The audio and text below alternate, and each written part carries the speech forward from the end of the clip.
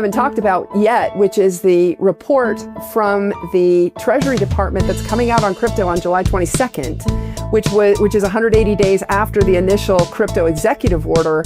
And I am hearing rumors and believe very strongly that that is going to be a watershed event. And the stablecoin bill is out there in the mix as well. Those two things I think are going to massively change the dynamic in just the next few weeks. And I think a lot of folks who sat back thinking and hoping and praying that this would go away are about to be rolled over by an incredible wave of innovation that's coming from this industry. Well, could be a big month. I mean, there's lots on the table, whether it's going to happen or not. You know, it's hard to get out of the summer bummer vibe. You know, and it's a lot easier now to disregard the summer bummer as we're blasting off, and now we are having a slight retracement, right? Oh my God, petulars are back, but really, this is absolutely normal and a massive run up. This is the thing, you know, that we get so bullish during these run ups that we think it's never going to end. It's never going to end. It's just going to keep going up and up and up and up and up and up and up. But of course, we have natural pullbacks. This one, you know, didn't go to the siggity 1.8% fib, the goldenest of golden ratios. I've been trying to teach Duke the fib ratios. He's got the first three, 23.6, 38.2, 61.8. But it's funny because I'm trying to make use of the hard drive, the fresh SSD in his mind. He just remembers everything. So why not give him a bunch of information that he can use? Because as time goes on, as I see the onset of AI and what it's going to do to, you know, the traditional workforce, you know, the one that we were all brought up thinking would exist, I just don't think it'll be there anymore. And it will be a good thing. It'll be disruptive, and at first it'll be, you know, pretty heartbreaking for a lot of people with the jobs. The argument against that is that a lot of those jobs is not what humans should be doing. You know, but we're getting off on a tangent here. We have found support at the 50 moving average. Rodney Dangerfield of all moving averages. No one really cares about this. I would rather see, if we're going to go down this far, might as well hit the siggity 1.8 for the massive reset. This is where I like to see the price come back for a good old healthy reset. It's amazing that people got the balls on these petulant bears. You know, the fact that they can wholeheartedly put in a leverage short in a bull run. You got to hand it to them. Those petulant bears got some big balls. Anyway, I guess what would be more bullish if we found exact support down at the 38.2% fib, which is right at this 20 moving average. So there was a lot of confluence here. We busted through, I thought as soon as we busted through there that we'd probably see the 61.8. Now we are just mean reverting. We are out of our old channel of ascension that we had busted through, in and out skis fast before you could even say we're back. We're kind of back down in the bottom of the mean reversion, which is fine. This is where we can all take a breath and realize we are in a healthy bull run, and these are absolutely normal. I know I don't have to say this to this crowd. We all know that these pullbacks, but people get crazy. You know, as soon as the price goes down for 1 second, those petulant bears come back. I put creatine in my black coffee today. Now I did this a while ago, but it gave me a little bit of a stomach ache. And I don't like stomach aches because I go from zero to the big casino in one stomach ache. So this is attempt 2 at creatine in the black coffee. Side note. Now, where would I be bullish on today's price action? Well, I mean, if we can find a little, let's put this in here for posterity effect. I think we hit our head on the 23.6, come down, back to the 38.2, find consolidation, and then blast off again. That would be a normal day with nothing going on. You know, outside of some bullish fundies, with nothing going on. This is what a healthy market would do in order to maintain the bullish structure. It's really doing nothing. You know, the funny thing is that in these large numbers, these massive dumps are so small. Like, let's take a look at the percentage of this. This is from Candlestick. It's a 4%. Let's call it 5. Let's give the bears the benefit out of the petulant doubt. Today's stream brought to us by the word petulant. I've rarely used the word petulant in my whole life, except for today. Petulant bears, because that's what they are. They're petulant bears. So this is a 4.7% dump. It's crazy. Just for instance, the law of large numbers. Let's go back down to something like this. Where is a 4% dump from our old high? We got to go way back. Okay, cancel that. Cancel it. Go back to the law of large numbers when we were back down in let's say the 40s. What would the petulant bears do with a 4% dump? 43.6. Oh, geez, I can barely do it. Yeah, you get it. Like this little channel here is a 4% channel, which we existed in for almost 2 months. 4% channel, right? And that was the standard of boredom ad nauseum. Remember? But this was a coil. Now, retroactively speaking, 2020 was like, yeah, it was a coil. They were all right. It was coiling out. And so that just goes to show the law of large numbers. Psychologically, dumps affect us still, but really, it's hard to grasp how little the movement is, except for when you look back. You can barely see it here. Now, 4% low, way back up here. Now, let's revisit this invoided head and shoulders pattern, which is right here. You know, this is hella bullish setup for, this is the weekly chart, isn't it? Yeah, weekly chart. All the way up to 143. And we are currently executing what some legacy analysts would call the breakout of this pattern.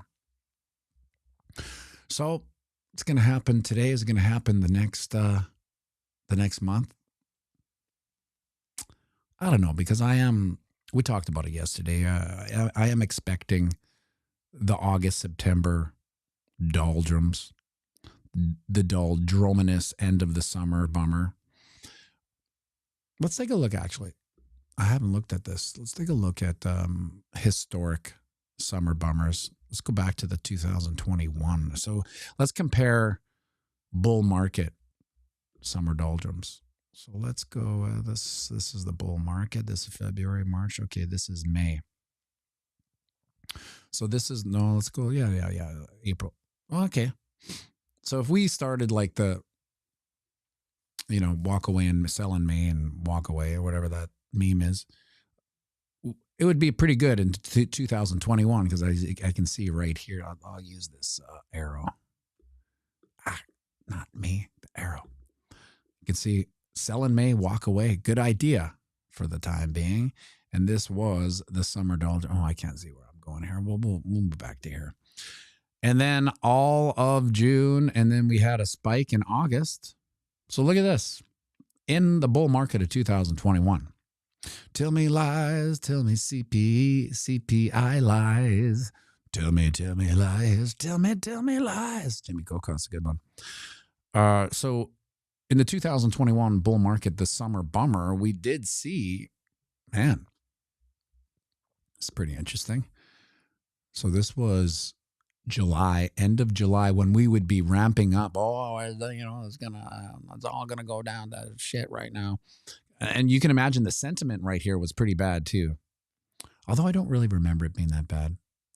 Anyway, up until end of September, we had a 60% run up. That is in arguably the worst time of the year, seasonality, historically.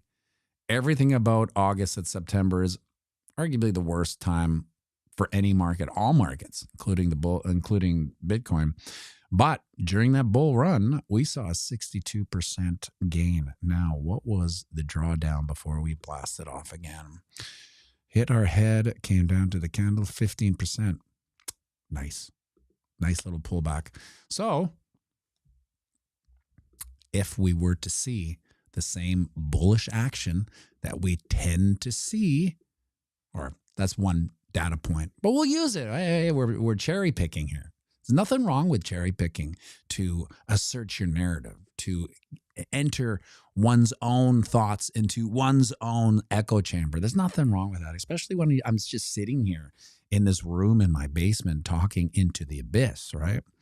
So let's just say we do mince words for the next, I guess it's only 2 weeks. No, it's 1 week. Wow. Okay.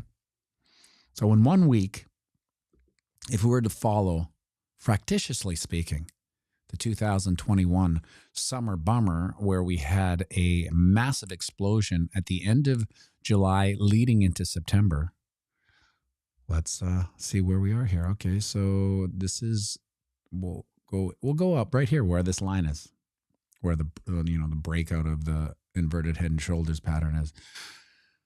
Do I have enough room here for a 60% pump? Let's see. Boom, boom, boom, no, I don't. Make it smaller. No, I don't. Well, let's go where we are now. Oh, no. Okay, let's say this is the scenario.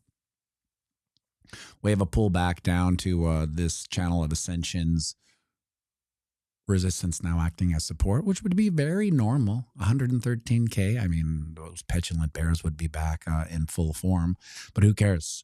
Let's just say we did that, and then we had a 60% gain from here.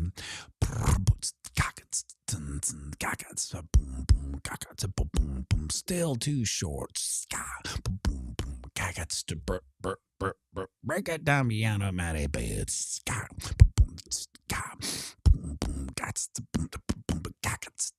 There it is. 182. Can you imagine 182 by September? And now if we're going down the historical, fractitiously speaking, aspect of a normal bull run, that wouldn't even be it. We would be at 100 and, this is funny. Let's put this in. Let's put this in for, because no one likes to make videos about how much they were right as this guy. So let's go. Dude, hey, I thought I put the arrow on there. I ordered an arrow. I ordered a brush, TradingView. TradingView may be the most overpriced piece of technology I own, really. So here we go. But where are ya? Oh, I know. I see what I'm doing. I'm clicking on something. Okay. Come on. No, it's the arrow. It's user error again. How dare I? What am I even doing here? Arrow. Brush. Of course it works, right? As soon as I go to test it. There it is. Okay, brush. Up. Now I got to make sure. No, we're only in September. Okay. Here we go. Press it again. Brush. That's right. Thank you. Up. And we want to be by September 8th, 15th. Now we're at 182. Okay, we'll put that in. This is just so I can make a gloating video when this happens, right? Ah, there's Pianomatty B tooting his own horn. Well, guess what? Someone's got to do it. When you're alone in a basement here for 4 years, you got to toot your own horn. And then let's go with the, historically speaking, fractalitiously speaking, the 15% downturn before we coil up again. This is actually going to be pretty interesting. 15% coil back down to 155. Oh my God, the petulant bears would be back at 155. Let's put that in. 155. 155. Now, where would that be? That would put us, I would say mid-October. Now let's put another arrow signifying the 15% dump. Now, let's go back to see, Jesus. This is like some sort of Wayne and Schuster comedy thing. Now, most people don't know what Wayne and Schuster. In fact, I don't really know. I know it's a Canadian thing. If there's Americans, which is 99% of the people here, did you get Wayne and Schuster, or was it a Canadian CBC government mandated comedy? You will laugh at this. You will find this funny, and you will have no other option but to watch this. That's essentially what the CBC is. Okay, so we're back here. Laser Go Pew Pew, never heard of it. Wayne and Schuster. I'm going to go look at that up on YouTube and see how funny it is. I bet you it's not that funny, actually. Maybe it is. Kenny Carneal, never heard of it. We had Second City TV. Yeah, so do we. We had what's called SCTV, Second City TV. And it was a pretty funny show. It originated John Candy, Martin Short, Eugene Levy, all the heavyweight comedians that kind of moved down to the United States started SCTV. And it was pretty funny. It was on late at night, like I think midnight or something like that. We would stay up when we were little kids, Victoria Beach, watch SCTV, not really getting the thing. But yeah, that's where they got their own start anyway. Let's go back here. So just as a brief reminder, this was the summer bummer. This was the September-October 60% pump. This was the 15% retracement. And then what did she have left in the old engine? Bingo, 52%. Okay. Now let's go back. Now this is fractitiously speaking. Doesn't mean it's going to happen. Just means it could. Happened before. Dan Aykroyd, that's right. Yeah. Who else was in there? Any other big names? Yeah, the girl who ended up being on that show with Eugene Levy. You know, that lasted for about 8 years, and his son was in it. I can't remember her name. She's funny. She's in all the Christopher Guest mockumentaries. Stay on task here. Okay. So here we are in October, and we are going to go 50% from here into the beginning of December. 230K. Let's put that in. 230K. 230. No, that's a zero. No. 230. Is this up at 230? There it is. Okay, and now we're going to the end of November. You know, just historically speaking, Schitt's Creek, that's right. Catherine O'Hara, Salt and the Salt, that's right. You see, we're on a massive community-driven intellect here, right? So what I forget, when I drop the ball, someone will pick it up. It's like a hive mind. Johnny December, crazy to think Bitcoin was down around 18 to 20K 3 years ago, and we're still bullish on it. Isn't it? Let me see if I can present this. There it is. It is crazy to think, like we were talking about this yesterday, how crazy everyone thought we were. And now, for sure, Johnny December, moving out to Belize, the Bitcoin king of Belize, probably telling everyone, yeah, well, I'm pretty bullish on Bitcoin. You know, that's why I moved here. Don't get me wrong. There's other reasons why I moved here. We won't get into that. But primarily, Bitcoin gave me the freedom and the sovereignty to move to Belize and start a new life. Oh, really? Well, how high do you think it's going to go, Johnny December? Well, I mean, for instance, the next bull run, it'll probably hit 100K. You are crazy. That's what they said to Johnny December, I bet. Maybe not to his face, but as soon as Johnny December went scuba diving and was underneath the water, they're like, that guy's nuts. Turns out he wasn't. So again, now we're sitting here at this bull run, arguably in the last 25% of it. Who knows, right? And we're calling for $1 million Bitcoin. You're crazy. Yeah. Can you get a load of this guy? $1 million Bitcoin. Who does he think We are a bunch of stupid dummy normies. Yeah, I do secretly. Not really secretly. I'm almost overt when it comes to my explanation. So, so I don't know if this is a bullish. I will finish this little doodle in a second. Most underrated doodle game on YouTube. Thanks, Scotty Mo. I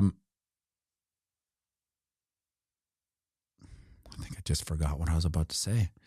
Was it about the $1 million? Oh, yeah. No. I had a little bullish experience in the steam room. Sounds like the beginning of a certain movie.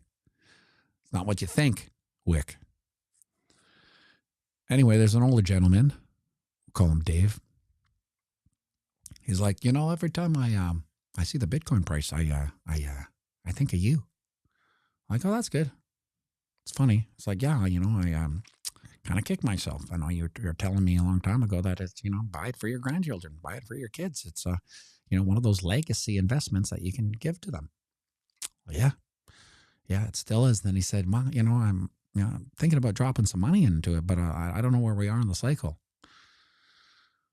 So this is a, for lack of better words, typical boomer, right? He did buy his house, $50K 30 years ago. It's worth $1 million now. So that was the Bitcoin of his generation. So I told him what's going to happen.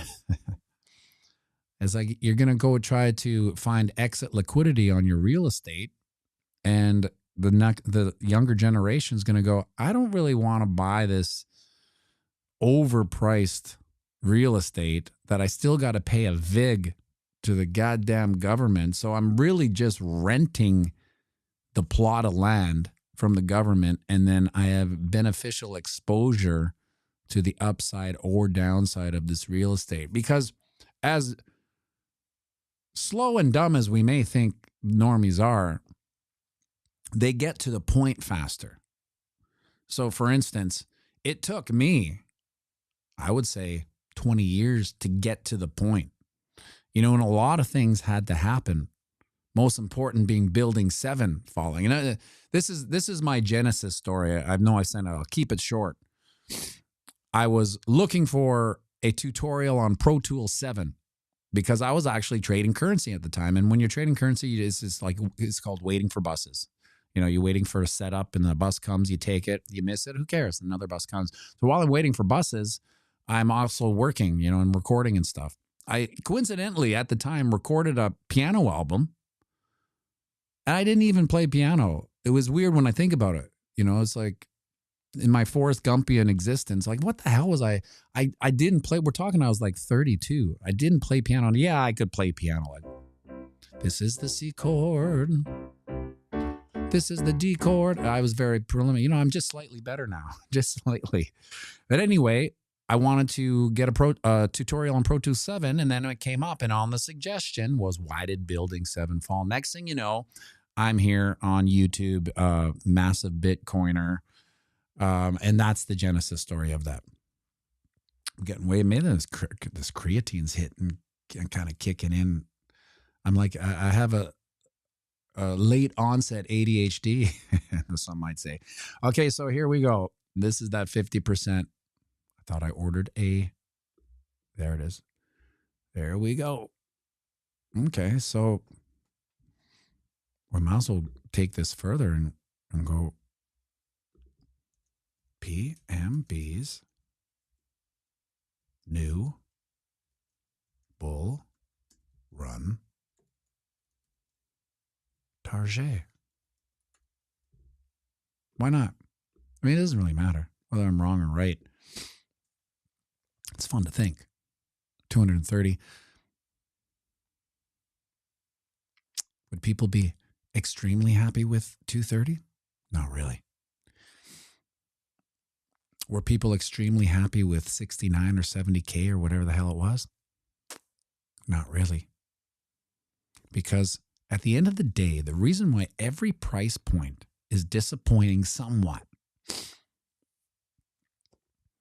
is because we all understand that Bitcoin has no top.